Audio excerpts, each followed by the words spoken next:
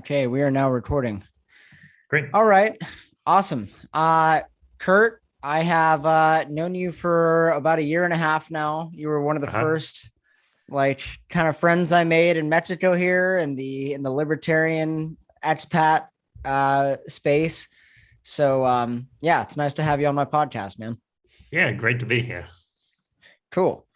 So you've been living in Mexico for a lot longer than I have. I'd kind of like to Uh-huh. talk about life in Mexico Yeah. and your experience here. And I'd also like to talk about the involvement in, kind of the community that is forming, communities that are forming in Mexico. People hmm like us from Australia, Europe, America, whatever, are coming to hmm Mexico to have a different lifestyle, be a lot more self-sustaining. So we can talk about the the community slash citadel slash free private cities, whatever you want to call it. Bunch of Oh, different names okay. for it. Yeah. Yeah, yeah. So maybe Yeah, you just give an introduction first. sure. So yeah, I've lived in Mexico for more than 4 years in total.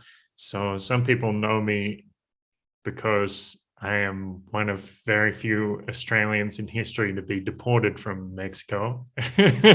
Oh yeah, I forgot about that. We have to talk about that. Yeah, we can talk about that. Yeah, I moved here around 2014 here to Guadalajara, and overstayed my tourist card and got kicked out in 2017. Traveled around the world a bit and came back here last year when the pandemic started, because I was like, well, if the world's ending, I know where I want to be, here in Mexico. So yeah, I'm the host of the A Beautiful Thought podcast, where I talk about how your life is already wonderful or things you can notice in your life, and also about personal challenges. So I had you on there just a few weeks ago, and that was a great interview talking about intuition and following your heart.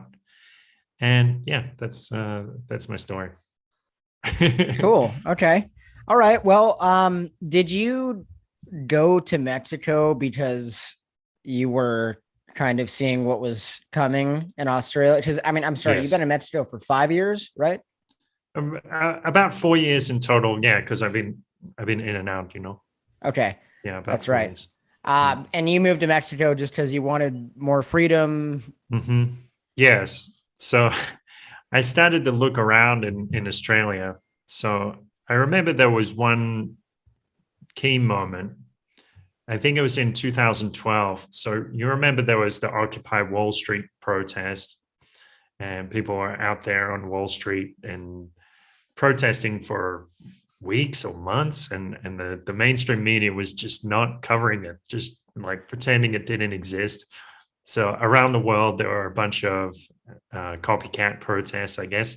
So we had Occupy Melbourne, and I went down there a few times to talk to the people in City Square and find out, they were doing some interesting stuff. They were just chatting, like, what are the problems, what might some solutions be, and doing some other stuff like free food, like free food programs for homeless there in the middle of town, and Spanish lessons and other stuff. Just having a kind of party protest and talk about stuff.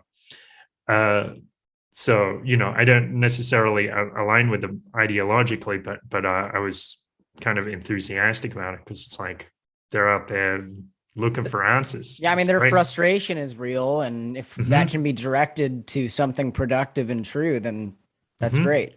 Yep. Yep. Exactly. So there were people out there talking a lot about the problems with central banking and the fractional reserve system and this kind of thing. Anyway, so one day they'd been out there for a week or a bit more, maybe 10 days, and the Queen was coming to town. So when the Queen comes to town, I guess you've got to clean things up a little bit. This is like a Potemkin village. So so it seemed that was the motivation to clean these people out of City Square. So I finished work around 2 or 3 in the afternoon, and I walked down and was looking to take a tram back home. Sometimes I just walk home. So I walk past Swanson Street where the protest is, and there's just like wall to wall. I mean, shoulder to shoulder police there, and they're forming this wall so people can't even cross the street. And I'm like, this is a bit weird. And the protesters are being forced like down the street. So what's happened is apparently the police have kettled in the protesters with these temporary fences until there's no more room to move. And then they have to be forced into another direction. I talked to the protesters and they said what had happened. The police had come in with their horses. They've stolen the instruments from the protesters, like guitars and ukuleles and hand drums and stuff, broken them, just, add insult to injury. They throw them in garbage bags and they throw horse manure on top of the ukuleles. So I was like, what is this? This is strange. Yeah, I mean that mentality is not good with the only group of people who have, the ability to use force against others. Yes, it's not what makes you feel safe in a city. And this is kind of, I mean, I had noticed that the police had been increasing their presence gradually over the 6 years or so, or 4 years at that stage. I lived in Melbourne. But that day I was like, trying to process that experience. And I was like, okay. People say this stuff like it's a free country. And then that day I realized, or started to put it together, like, okay, this is not a free country. That was an illusion. It's like you're free until you go and attempt to use that freedom. You have freedom of speech until you go and say something.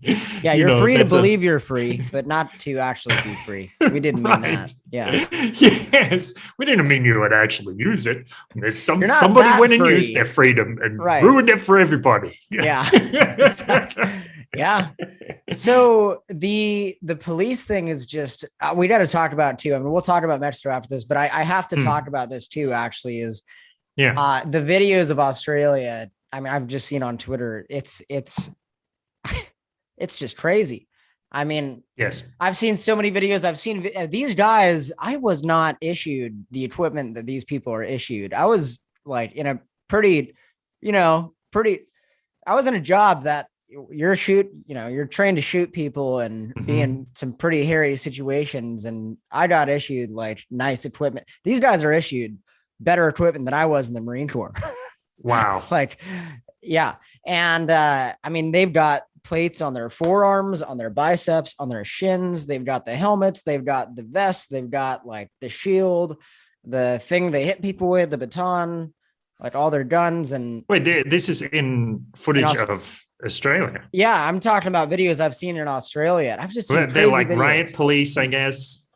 Yeah, they're like riot police, but I've seen, normal cops too, like the guys in the like highlighter colored shirts. I've seen those guys, arrest 72-year-old ladies, eating a sandwich on a bench.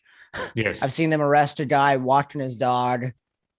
Yes. It's crazy. It's crazy to see what's happening. I mean, did you really, I personally, as an outsider, I never would have thought that Australia would get this totalitarian. So do you have any thoughts on that?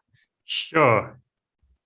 Yeah, it's a bit difficult. So, I mean, I knew there was a trend there. I could see the trend.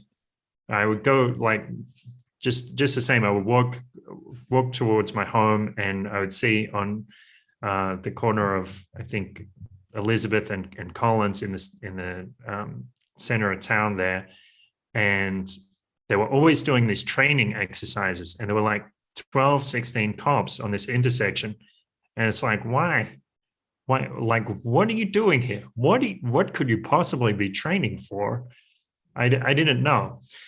And then it would be like, every time there's some minor altercation, like there's this street in downtown there called King Street, and there's like, I don't know, strip clubs and stuff on there.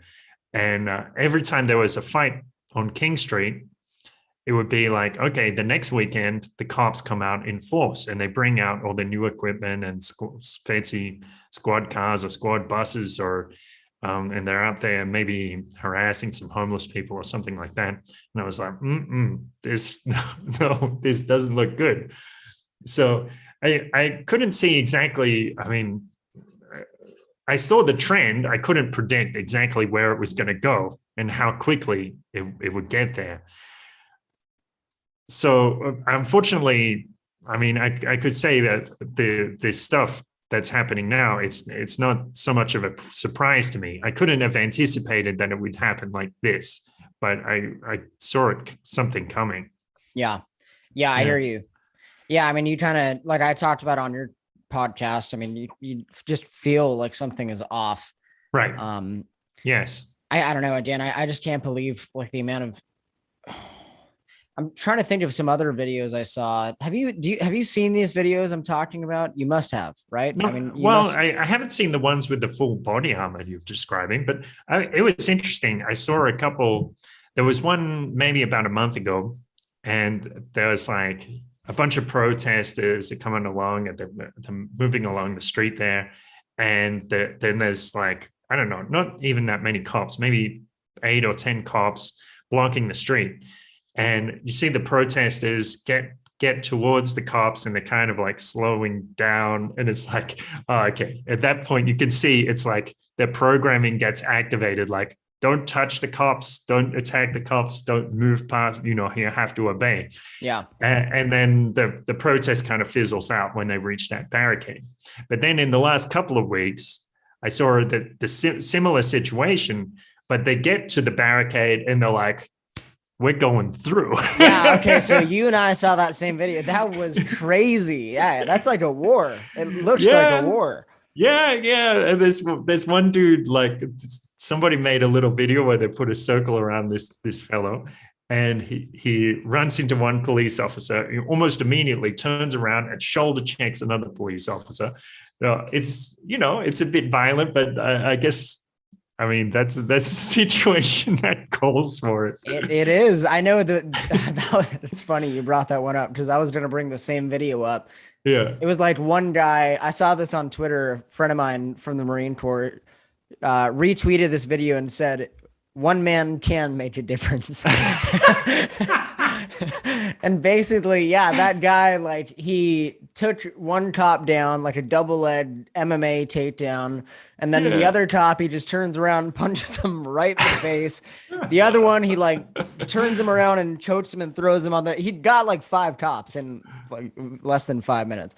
And the guy had to be former military or martial arts for his whole life or something. Because I mean, he definitely. Well, some people were saying maybe he plays rugby league or rugby union or something.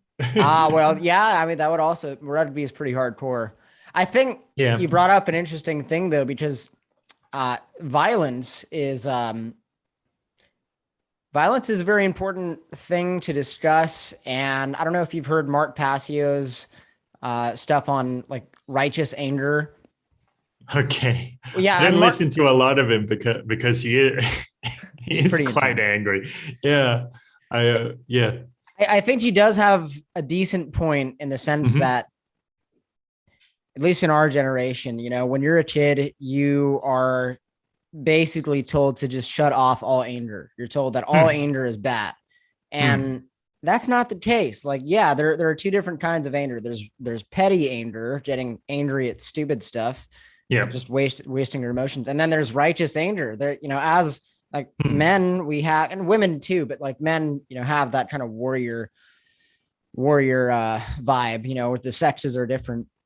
And I think it's very deliberate that this righteous anger has been bred out of us. And I mean, now you should see grown buff dudes like seeing a cop do something bad to a woman and they're going to record a video, so stuff like that. I mean, it's a lot easier to control a population that just simply thinks all anger is bad. I mean, I think there's a difference between violence and aggression. Aggression is immoral because that is the initiation of violence when there's no reason to. But violence, I mean, violence, I think it's a tool more than anything. I think we both agree it's bad if there's a monopoly on it by the government. So Yeah. Yeah. Well, yeah, it's a tricky one. I do kind of wonder if there's another way out. Like I do wonder about, the power of love, the power of faith.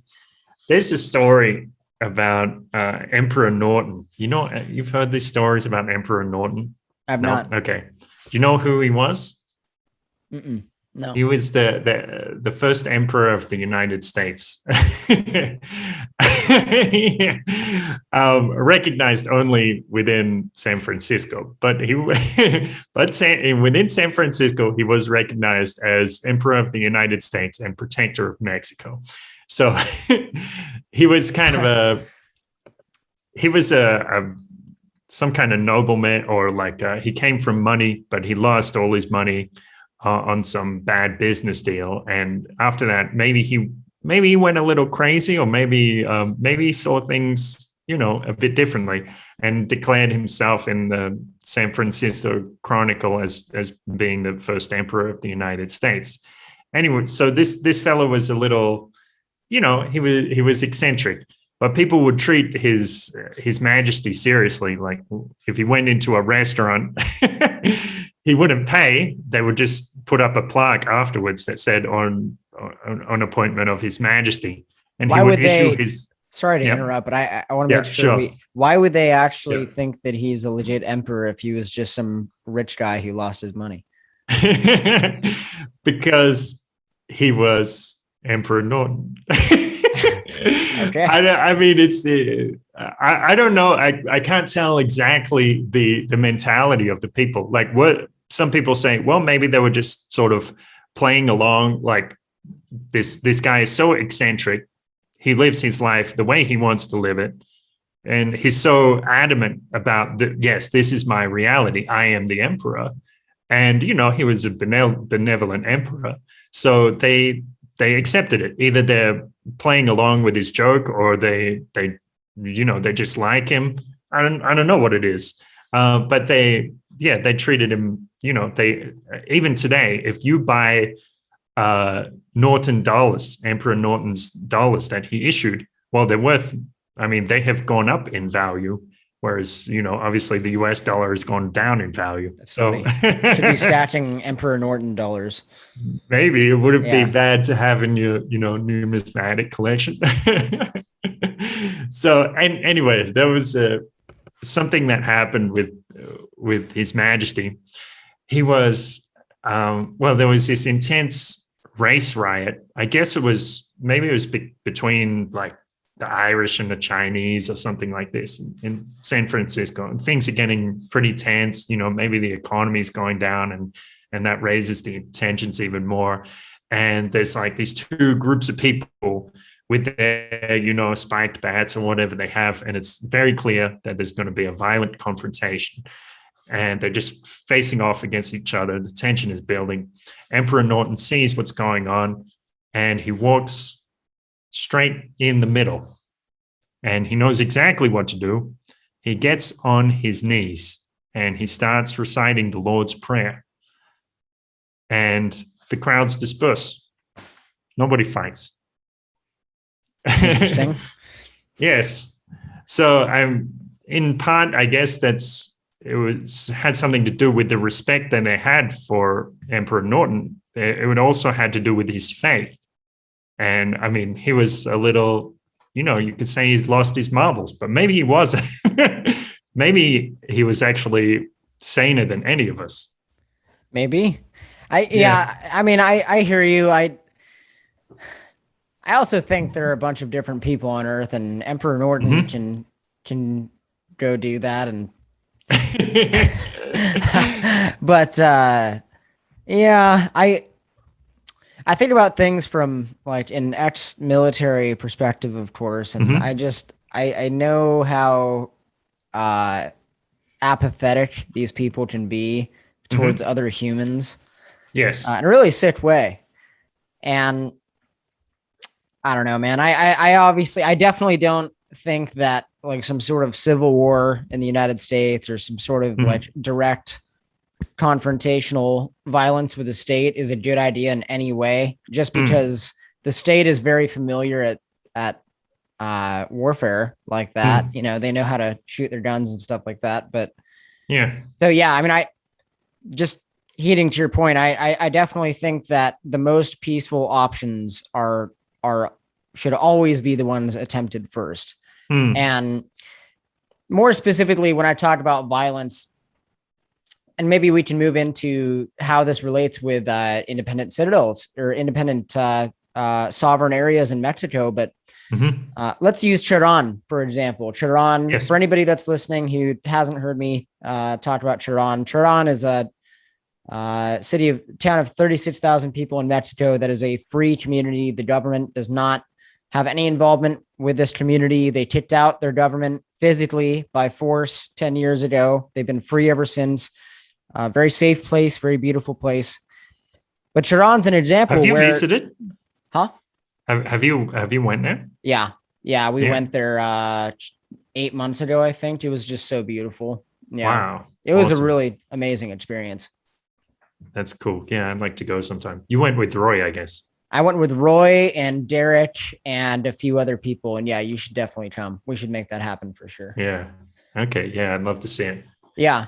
So yeah, so I guess my point is like Chiron is free because they showed proof of force. And Hmm. that again, that is all the state is just monopoly on the use of force. And if that monopoly is broken up through Hmm. violence, then I think that's a good thing. Ultimately a good thing. So yeah, I guess that's kind of my perspective. Yes. Yeah, that makes sense. Yeah. And it's yeah. I think it's important to note that sometimes the in fact, often I think the people who use authority are bullies. And bullies expect you to take them seriously. They expect you to surrender to their threats, to be afraid. And the moment you stop being afraid, and the moment you show some kind of backbone, then a lot of the time they will just crumble and run away because that's like two sides of a bully. Like a bully must be a coward in at least most of the time. That's why they're trying to exert their dominance over others Yeah. because they don't really have a firm sense of who they are. It's a really good point. I mean, yeah, they are basically grown up bullies, and yeah, Mm, bullies do want to be taken seriously. And mm, eventually, if you keep bullying somebody, then they're going to fight back. So Yep, just like the good people of Cheran. Yep. exactly, exactly. So let's move into that. Let's move into. I know you spent some time in Chiapas, and you know, you and I are kind of in a similar situation where we don't want to live off the grocery store. We want to have our own area, our own land that's free, with other like-minded people. So maybe you Yes, can just talk about your journey with trying to find that here in Mexico. sure. Though I would say I'm also kind of conflicted about that because I mean, I like living in the city too. I like the convenience of it, but it's been a question in my mind for a few months. Like, what is convenience really worth? Is it worth your autonomy and this kind of thing? I'm not entirely sure yet. It depends on the level of risk as well. But yeah, I some friends of mine that I met at the Greater Reset went down to Chiapas. And they've been looking around at different places. They looked in Puebla and I forget where else. Yeah, Puebla and down in Chiapas there. So they told me about this property, this community there. It's called In Lakesh. And one thing that people say, apparently, if you're thinking about joining an intentional community or eco village or something, apparently it's much better to join one. Well, it's much easier to join one than it is to create your own because yeah. Because apparently what happens is, say you get, you have a hundred of these groups that want to start an intentional community, and then maybe 10 of them actually get to start it. So 10 of them go through that planning phase and then actually start it. And then one will be successful. That is, they'll last for, I don't know, more than 2 years or something like that. So you have like this, well, not that it necessarily applies in an individual case, but there's like a 1% chance that you'll actually make it to come up with a community that's successful. But, you know, there are a lot of factors that are under our control. And if we humble ourselves and look at good examples, then we can improve those chances significantly. Anyway, so my friend's thinking about joining this village. I don't know if that's going to come together because some of these interpersonal relationships that things go wrong, and that's that's what happened in this case. It looks like it's more and more questionable whether whether my group of friends will actually join this village. But anyway, in Lakesh is an interesting project. There's all kinds of models around intentional communities, and I'm not an expert in these, but this goes to a tradition. There's an eco village in Portugal that's occupied by a bunch of Germans. It's called Temera. And they have this system, it's called the healing biotope. And that's, I still don't, honestly, I don't know quite what that means. But these, eco villages and intentional communities, they have different ways of handling disputes, or different ways of forming community and reinforcing the sense of community and making decisions and this kind of thing. Yeah, yeah, that's a tough thing. I know that I'm currently reading a book right now called Creating a Life Together. Right. And you've probably heard of the same book, right? Mm-hmm. Yeah, Derek mentioned it, and yeah, some my friends in Chiapas mentioned it. Yeah. Yeah, it's an interesting book. I mean, talks about basically the same concept you're talking about, how 90% of these communities fail, and primarily they fail because of hopeful, unrealistic thinking and not having anything written down. Right. Yeah, it's a tough thing. It's a tough thing to try and put together. I'm trying to think of where I can go with this, because there are so many different ways. Sure. I mean, I think, well, I could touch on your point about the city, actually, because I remember you brought that up. Okay. I've thought about the same thing. I think people don't want to go live out in the woods and not socialize ever. So that's kind of a big barrier that I see, barrier of entry with people actually getting in these communities, is just like yourself. They like the vibrance of the city. They like the life of the city. They like the convenience, and it's fun. It's really fun. I wish it didn't have to get ruined, unfortunately. And so you're very certain that cities are not going to be viable in the next few years? Personally, I don't even want to take the chance. And actually, my wife and I were talking about, she always brings up this point, which I think is so true. She says it's so obvious. Like, why would someone not want to have their own stuff, their own land, their own food, their own, all of that? It's such a big stress off of your life. Most people are so worried about, okay, I have to live paycheck to paycheck. I have to make this money and pay for things. And inflation, of course, makes everything more expensive and makes life more difficult. And to me, it makes so much more sense to just have your own food and your own land and everything you need to survive. Right. And so kind of where I'm thinking is, I think it would be nice for people to, if they're financially able, it would be really nice for people to have the option where maybe they could have a house in a more quiet, private area that has all that stuff. And, but they can also live their life. So I guess it all depends on your ability to do that. But, yes. Anyways, long story short, I've have an exit plan. Yeah. There you go. Yeah. But in Jalisco, we've seen some areas that are near small towns and you can still socialize and, not be just Hmm. stranded. And I've been looking at areas like that. I think that's kind of a happy medium, being in a rural area, but having a small town center nearby Hmm. would be a good option. So, anyways, Yes, yes. Well, I'll tell you a bit about my experience there in Lakesh. So it was interesting. I mean, the my friends gave me directions to arrive at this property. It's called La Esperanza, and the directions were a little bit confusing. They're like, "Ah, you need to go to Independencia." I was like, "Okay, I see Independencia on the map. I'm looking at a completely different Independencia. There's maybe 10 or 20 places in Chiapas called the Independencia. Um, Maybe it's because Chiapas wants to be independent. Anyway, I ended up wasting a whole day going in the wrong direction.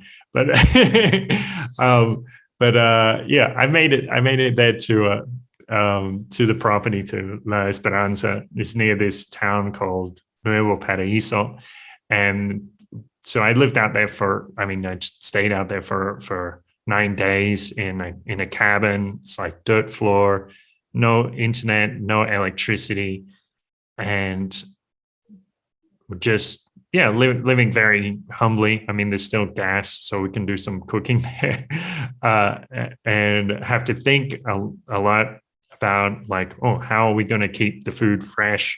There's stuff like little tricks like, all right, so you have your cheese, you wrap it in plastic, and then you wet a cloth and wrap the cloth around the cheese. That's going to keep it fresh a lot longer, apparently. So all these things to think about. And it was very interesting. I mean, this is coffee country, so there's like organic coffee growing all over the land there, and awesome stuff. It's very interesting there how fertile the land is or how abundant the land is. So there's like so many times we would just be walking along the trail and there's like, oh, there's these little fruits they're called hobos and little yellow fruits. And you can just, pick them off the ground and eat them. Of course, you got to be careful. I mean, you got to know what you're eating, but there are so many things there that you can just pick up and eat. I mean, there's this like the fellow there, like the groundskeeper, the gardener, Isidro, showed me a few things. He's like, oh, if you get sick, you're dehydrated, this is good. It's called Caño Cristo, like cane of Christ or something like that. Or like, yeah, my companion was a little sick. He came over. He's like, oh, this is wild ginger. Like he just seen that's it and, cool. and pulled it out of the ground. And it's like, yeah, we'll mash it up and we'll make a tea. And that, this is going to clean out his system and this kind of thing. Uh, all this stuff. And there's bananas and plantains growing there. And there's like, I don't know what else is that. Some root they call malingo or melange or something. I don't know what it is, but apparently it's so nutritious. You can just, if you're in a tough spot, you can just eat off this. You just live off this stuff. So it's fascinating to see this very different style of life.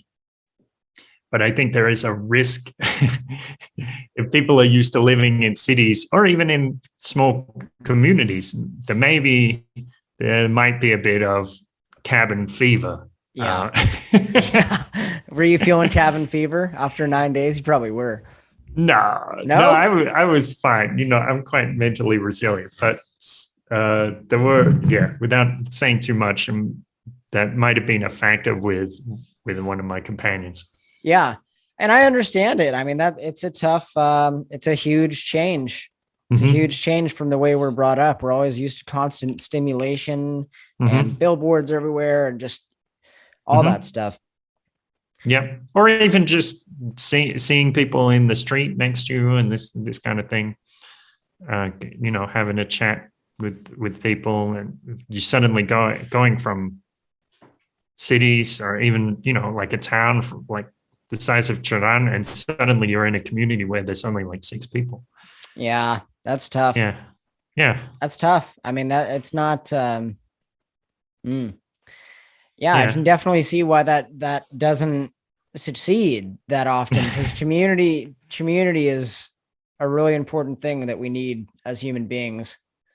Yeah, I mean Yes. that's why I was saying earlier, like there's definitely a happy medium in between, like having six people in a community and then living in a city. Hmm.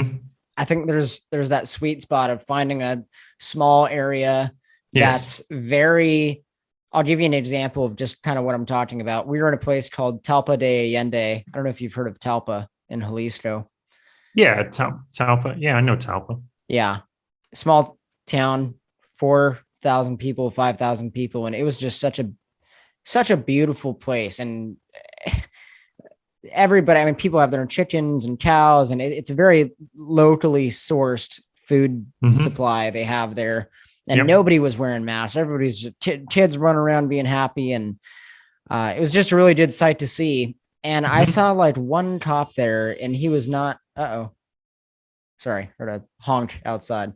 Okay. Anyways, one cop there, and he wasn't like scary or mean, or he wasn't even wearing a mask. The dude was just sitting on his truck, like eating tacos. Like nobody really, And anyways, long story short, I think that is a good option because the stronger the community, the less powerful the state. So, Hmm. yeah, Yes. Yes. That's right. Yeah. yeah, The uh, family unit and then the community. Yeah.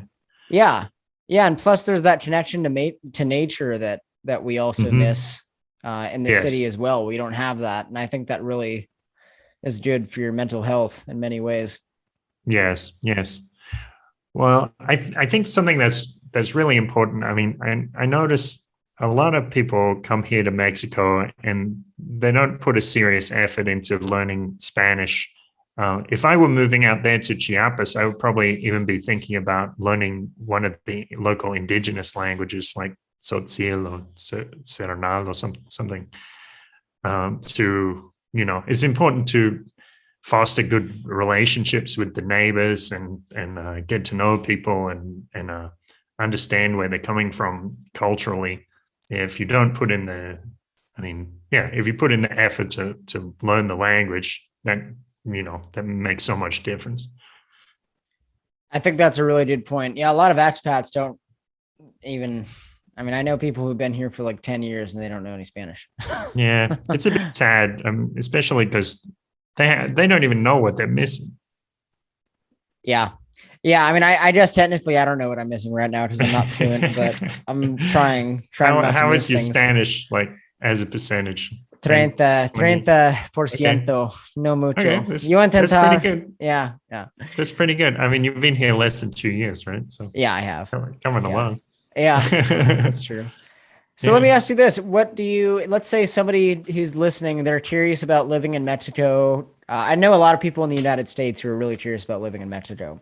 Hmm. So do you have any general, and feel free to take your time with this question if you need to think, but do you have any Hmm. general advice for them or just thoughts to share that might be valuable for somebody who's interested in moving to Mexico? Hmm.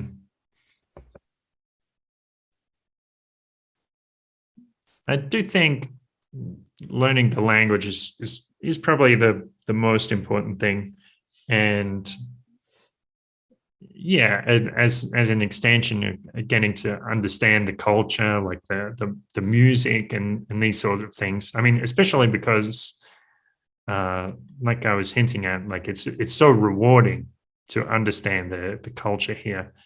And the first time I came to Latin America, I was in Colombia, and Colombians are very hospitable, just like Mexicans, and it's like I was. I remember once I went to see this young lady I met off the internet, Joanna. Like we were language exchange partners, and I went to her house, and her family was so welcoming, and her dad is there, like it's like excited to meet me, and it's like, yeah, come in, take a seat. What can I get you? Like, let me get you a beer. I'm like, oh, okay. And with my little scheming Western mind, I was thinking, what does this guy want from me? Like, is he trying to manipulate me? he's trying to like set me up with his daughter, like marry off his daughter to me or something. Absolutely not. This man, Oscar, he was just being kind. And Something we're not used to. yes. If if you get into the culture, if you start to really listen to people and try to imagine where they're coming from, then you can experience that type of hospitality. I mean, you always have to be discerning about who you hang out with, but a lot of people in Latin America are really just that nice. They just want to help you. It's 100% true. Yeah, yeah. And you can experience that if you have a space within you to allow that kindness in. Yeah, Mexico is I mean, I haven't been to all of Latin America, but I'm sure, like you were saying, very similar. But yeah, it's the land of the heart for sure. I mean, the people here it's such a warm, like caring sort of vibe. I really love that about Mexican culture. And I think it has a lot to do with the fact that they really value the family unit here in Mexico. And you see a lot of young parents here in Mexico, and it's just a normal thing. People have a lot of kids, people have kids young, and it's a good thing. I think it helps build that empathy. Yes. I mean, of course there are some problems with that, but sure. Yeah. I mean, you got to be able to provide for them and stuff like that too. It's an important factor. Yeah. Things out, I guess. Oh, you broke up there. Yeah. Dang it. Okay. Yeah. I just said it says my connection is unstable. You're good. I can hear you now. Okay. All right, cool. I'm trying to think of anything else about coming to Mexico. I guess, I noticed when I was in Playa del Carmen, a lot of people are flooding in there, which is kind of, to me, it seems a little odd. I mean, I guess it's just because it's a well-known tourist spot, but I do notice people go in there and then they seem to leave pretty quickly. So maybe it's just as well. They find their little entry point, which is it's sort of like halfway between Mexico and the US. I mean, things are priced in dollars sometimes. Oh, no. Yeah, that's not the place to be. Right. But, you can also start to wet your feet with Mexican culture. So, depending how far you want to dive in, if you need that transitional period, maybe that's a good thing for people. Yeah. I mean, there are a lot of places to explore in Mexico, and literally you can ask, like, I could go to somebody here in Guadalajara and say, oh, what's your favorite place to visit in Mexico? And I'll probably get 10 different answers, and there'll be 10 little villages or towns that most of them I probably haven't heard of, and they'll probably all be fantastic. So so there's a lot of places to explore in Mexico. I've spent these 4 years, I've visited a lot of places. I could probably spend a lifetime exploring Mexico. Yeah. So it's a fun place to explore, man. I mean, there are so many interesting things about this country, and the history here is just a whole other factor. Like the pyramids are it's just crazy to see this in person. And the old churches, like you'll see these 600-year-old churches just in the middle of nowhere in a small town in Mexico. It's like, what is up with this? It's really amazing. It's really amazing. It's a really fun country to explore. Yeah. I think an important thing for Westerners coming in is to just definitely, at least at first, be in an area with a lot of Americans or expats. Because you're gonna, at least for me, I lived in Querétaro, where there's not a strong expat community. I lived there for like 5 months, and I was not happy because it's just so isolated. I mean, I don't know about you. You're more fluent in Spanish, but to me, it's just so isolating not having someone from your own culture. That's just me. Right. Yeah. That's true. I remember I was getting lessons, or I was taking this course to teach English. This is in 2013, I guess. And the teacher told us the story about being in China, and she was at karaoke or something, and there was this middle-aged man in a business suit singing a song, and she found it so funny, but she wanted to turn to somebody because she could see this grand irony of the situation. There was no one to turn to, and she was like, "Oh, I'm really alone here. There's no, like, people don't quite understand me." But I guess that's why people should start learning Spanish as quickly as possible. Duolingo is free. You can. I think there's still sites where you can do language exchange, and it can be quite cheap to get a tutor on italki. I started learning Spanish with the Pimsleur audio course, which was really good. Like got me speaking phrases and inventing phrases like from the first half an hour. So that was a really good way to start. And if people have, it's not going to take a lot of money, maybe $500 for a month-long course here in Guadalajara, and there are probably places that you could do it a lot cheaper, and you can start learning Spanish very quickly. Yeah, that's a really good point. Yeah, it's super easy to do that. So we talked about Australia, we talked about Mexico, and kind of the community thing that's happening here. I mean, I just know, kind of going back to that, I just know so many people who are looking for this, and it's just going to be interesting to see it play out. Have you been to communities like Chiron in Mexico? I've heard in Chiapas. No. You haven't? Okay, because I've heard Chiapas and Oaxaca both have sovereign areas where the federal government also just doesn't go. I've heard that there are multiple areas like this. Right. I think you're probably right. I mean, I think, well, I said to somebody about all those towns in Chiapas being called Independencia. Yeah, maybe it's because because Chiapas is looking for independence. Yeah. So I think there are probably a lot of places like that, indigenous communities and things, but I don't know where they'd be. Okay, so last couple of things I'd like to touch on. Actually, I want to ask you about the situation where you got deported. Well, this is a long story. Yeah. Okay. All right. Well, I want to ask you about that. Maybe we can touch on that. And then I would also like to talk about, to maybe end on, what do you tell people when they say Mexico's super dangerous, and what's your response to that? So whichever one you want to start with, feel free. Whatever you're most. Okay. Yeah. So if people want to hear the story about me getting deported, they can listen to, I did a presentation about it at Acapulco this year. So you can, if you go on YouTube and find my, I'd love to YouTube put that channel in the description in this video. Right, cool. Yeah. I'll find the link and send it to you. Okay. But yeah, that was an interesting experience. I mean, it was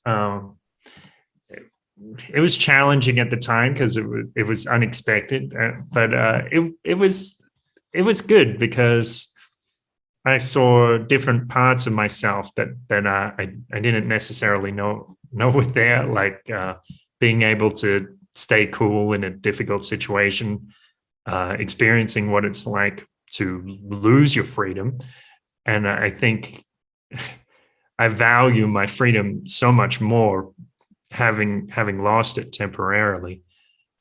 So yeah, they found me on a bus. I was going from Mexico City to Guadalajara at like 2 a.m, and they got on. At this time, I mean, nowadays they seem to check these things a lot more, especially when I was in Chiapas, because it's close to the border. They immigration checks you quite a lot, but in those days, like in 2017, nobody had ever checked me, or the only time they had tried was some municipal police, and they were looking for a bribe. I mean, really, they have no authority over questions of immigration status. So, so I was like, yeah, nobody's ever going to check, and until they do, and then they did. So, I mean, there's a lot of, I think there's a lot of people living in Mexico undocumented, and that is a risk. So anyway, they checked me. I didn't have my papers. I wasn't on the ball enough to formulate a plausible lie or anything like that. So they picked me up and they locked me up for 9 days. Oh And my God. God, that sucks. That's well, horrible. that's life. That's just so crazy that I just have to like talk about that real quick. That you were on Okay. a bus at like 4 in the morning and Yeah. somehow immigration, this is just the craziest thing ever. I can't imagine that because Mexico is literally the last place where they asked you that, papers, please. Like they're not Right. really like that here in Mexico.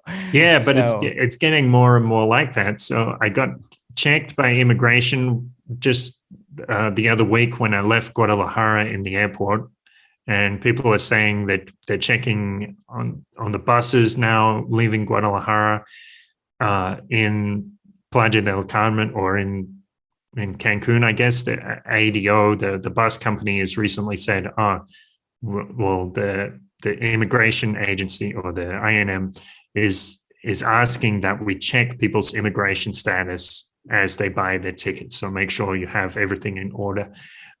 So there's so many people. Of course, people want to move to Mexico because it's such a great free country, and as a result, they're starting to clamp down a bit more. It's like, makes no sense. I mean, you would think they wouldn't uh, care. You would think because they're making money off of people who have dollars coming here, and right. but nothing the government does makes any sense. So, Yeah, I mean, I guess at least the good thing here is sometimes they have amnesty programs. And that's why I was in Querétaro, so I could take advantage. My tourist card expired, and I went in, and they gave me 4 years of residency. So oh, this is the kind of thing, and they're doing to regularize, they call it, people's immigration status, so they can stay here. But yeah. Yeah, they are checking more these days, and they certainly checked me that night, and and yeah, it was interesting. The good thing was the immigration center wasn't violent at all, so I met a bunch of nice people there, people from India and Pakistan, and even a few people from the United States, and yeah, I mean, there was maybe one person I would say who might have been a criminal or two, come to think of it. Uh, and I don't know. I don't know if they were violent people, but anyway, mostly they were just regular people who didn't have their documents in order. So it's such a ridiculous thing that it's so silly once you realize that government is not like this thing that has any legitimate authority. Like once you realize that it's literally just people dressed in costumes who think mm, they have more rights than you have or I have. mm, It's just so silly seeing these people like just because they don't have certain papers, they can't be in certain areas of the earth, and right. in this made up area called Mexico where politicians draw lines on maps and they claim that they have authority over this certain part of the earth and they have authority over people who are arbitrarily born in this quote country. It's Mm-hmm. really just a backwards ideology, and it's also so like you would think that you would think that those people would be trying to stop the actual criminals, but you were saying that most people they're just normal people who not hurting anybody, just doing their own thing, but they didn't have a certain piece of paper. So now the government Mm-hmm. comes along and Yeah, they're just trying to find a job, find a good paying job, or even, just a decent paying job and send some money back to their family and yeah, find their way.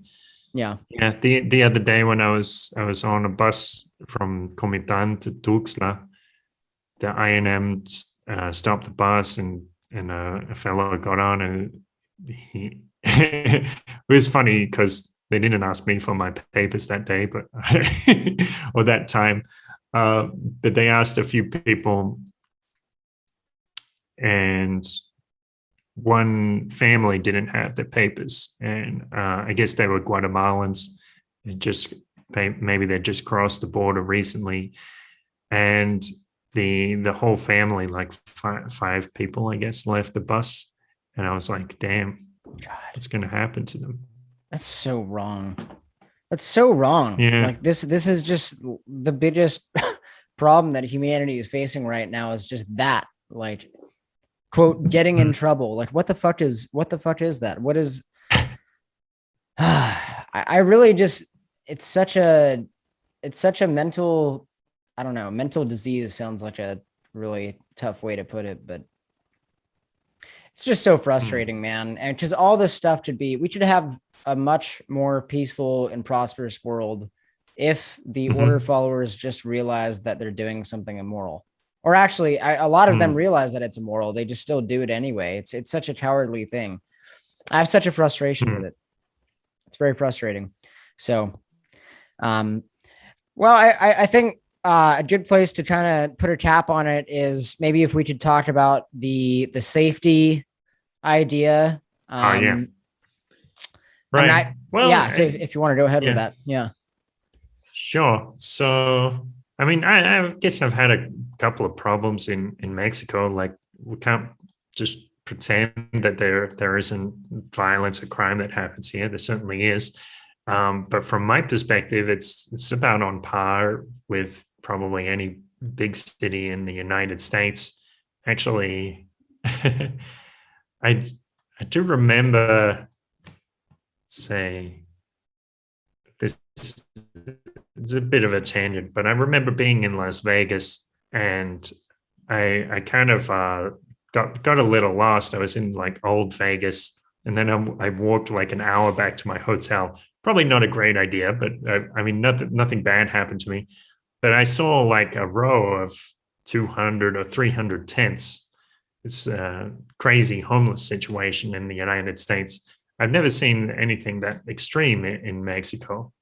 So there's, people try to make out like Mexico is so different from the US or some other country. No, it's not that different. And yeah, I mean, I had my phone stolen once. A motor thief, like, he grabbed my phone, and like I was kind of doing something. I wasn't being entirely conscious of where I was. It was after dark, and I was playing with my phone in public, and he snatched it out of my hand and ran off with his friend on the motorcycle. Or dang, another time, I think yeah, not, it's not my favorite. But that's a reality too. So people need to be aware of that, and stay conscious. Remember where they are. Like the other day, I was walking with my friend, and she'd just been to the ATM, and she's walking with 500 pesos in her hand, and I was like, put that put that somewhere a little differently. Uh, in Colombia, they have this weird expression. They say, if you cut up a papaya, somebody's going to eat it. which that's funny. is, yeah. So, don't give anybody a chance to an easy opportunity to rob you, and they probably won't. So, I mean, the other time, like, somebody stole my bike. It's not a big deal. It was only like a $20 bike, but but I think I forgot to put the chain on properly. I just got the chain that day. I think I didn't put it on properly. So then I got back and my bike was gone. But that could literally happen anyway. I mean, that would probably happen in Melbourne if I did that. Even in Yeah, my hometown, it would probably happen. You yeah, know, so true, true. yeah, Yeah, that so does happen yeah, though. Things Latin America, things get yeah, stolen a little more. Yeah, hmm but it does depend on where yeah, you're at. yeah,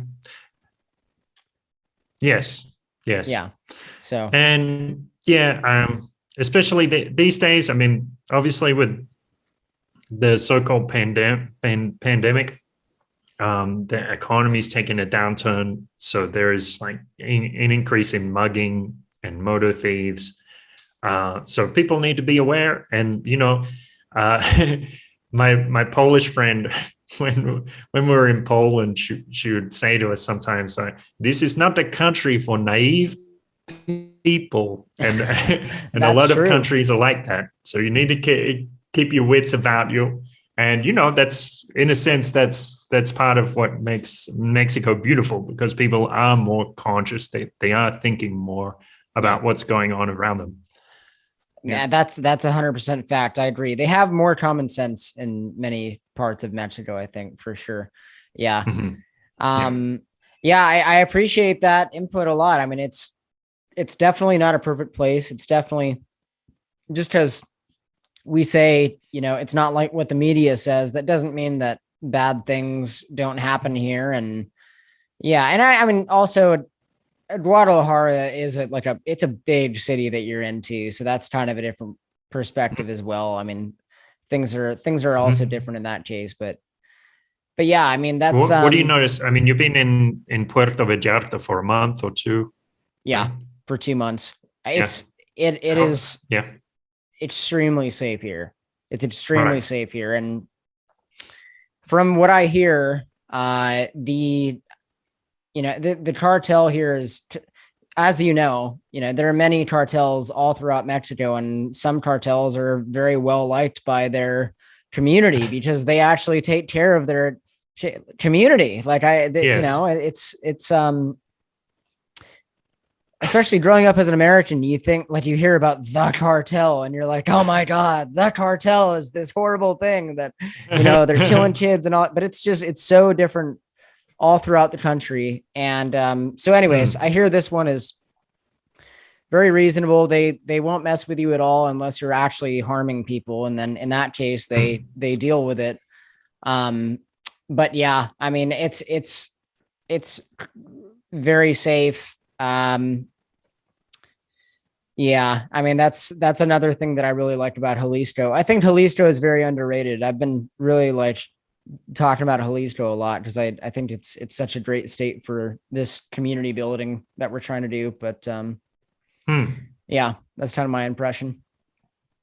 Yeah, So that's good. Querétaro is really safe as well. At least that was the impression I had. I asked people, "Oh, is it safe for a woman to walk here after dark?" And they're like, "Yeah, no yeah, problem at all." Querétaro is nice, but it's the thing I couldn't stand about that place. I mentioned that with this with you a while ago, but the amount of Yeah. masks are just so many people Yes. wear masks. That's another thing I like about Puerto Vallarta actually is it's very free in that regard. Like a lot of people don't, like the majority of people don't All really right. they don't really believe the narrative, and nobody will really give you a dirty look if you're, you know.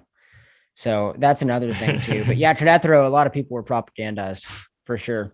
Yeah, that's Yeah. right. Yeah, it's interesting. I mean, sometimes when the place is very safe, it's also very compliant. And I don't think these things necessarily need to go together, but in Querétaro, it works out like that. Yeah. Yeah, that's true. Mm. That's true. Hey, so let's talk about maybe if you could close it up by telling us what you're up to, like professionally. I know I'd love to have you share about that and how we can get in touch with you again. And Mhm. Yeah. So yeah, I have my podcast, Beautiful Thought, How Your Life is Already Wonderful, and I talk about ideas about meditation and happiness, and how we can get along with people, interpersonal relationships, and people come on and tell their stories about challenges in their life, and we try to explore the stories and find the wisdom, so I and the guest and the audience can gain the wisdom and apply it in their own lives. And it's awesome. I'm having a great time doing it. It's actually it's my life's work. There's so many things I've done in the past, so many things I've learned about communication from doing sales and from teaching and my own analysis and introspection, all of it coming together in this one project. So I love doing it. So I hope people check that out. The website is beautifulpodcast.com, where you can search A Beautiful Thought Apple, Google Podcast, Podcast Addict, Spotify. And yeah, I also give coaching, and it's based around techniques from cognitive behavioral therapy. So if people come in and maybe they're not sure about their own emotions, they can't make sense of their internal situation or their external situation, I help ask them questions and guide them through it, and start to see how their beliefs, maybe even beliefs that they never verbalized, might be affecting their life, how they can change them, and start taking action with a different perspective. You're such a thoughtful person. You really, Thank you. I appreciate that very much about you. You really, you're very intentional about the projects you work on, and yeah, and it is an Thank excellent you. podcast. I think it's an excellent idea to just kind of gain the wisdom from somebody's Yeah. story or something they were challenged at in life, and yeah, Yeah. I really Yeah. appreciate that very With much. Cool. some of these stories people tell, they tell me, they have enough trust in me to tell the story on the podcast. Some of these have never really been public before, so it's like these things maybe even the closest friends of my guests have never even heard. So it's fantastic to have that level of trust and vulnerability, and bring the wisdom out. Yeah, for sure. For sure. I mean, I even felt that way when I was on your podcast. There were some things I didn't even talk about for years, and you asked me certain questions, and I was like, oh my God, like, I'm going to have to think about this. And yeah. Yeah. Well, Yeah. It well, was cool, good. man. Well, Yeah. I think we're coming right up on it. Awesome. It's fun talking about Mexico. Yeah. We'll talk offline about like next time we see each other, and Great. yeah. So All yeah, right. I Thanks for appreciate having it, me. man. Thanks so much. Yeah, me too. Cheers.